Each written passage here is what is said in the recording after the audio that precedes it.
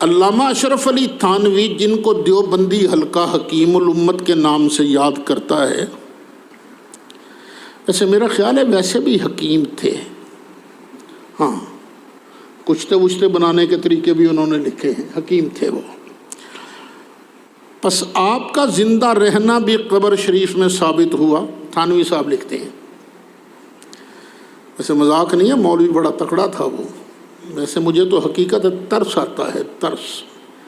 بس وہ ایک بات ہو گئی جس بات پر پتہ نہیں کیوں اڑ گئے، وہ بعد والے بھی اڑے ہوئے ہیں، کوئی نہ کوئی حل نکلنا چاہیے۔ بہت ہو گیا یار، لڑتے لڑتے کتنے بندے قتل ہو گئے۔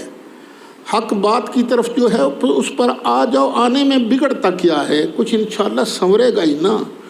امت کے اتحاد کے لیے قرآن اور سنت کو سامنے رکھ لو، جو بات درست ہے اس کو تسلیم کر لو، جو غلط ہے اس کو چھوڑ دو۔ ہماری کوئی بات غلط ہوگی ہم چھوڑنے کے لیے تیار ہیں۔ اچھا، وہ تھانوی صاحب لکھتے ہیں،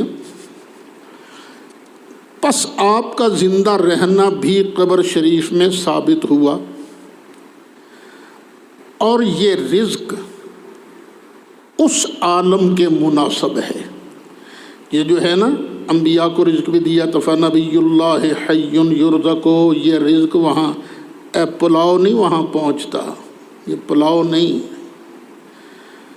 یہ حلیم نہیں، یہ وہ تم کیا بروسٹ وغیرہ پتہ نہیں کیا کیا کھاتے ہو، یہ چیزیں نہیں، جو رزق اس عالم کے مناسب ہے وہ پہنچتا ہے۔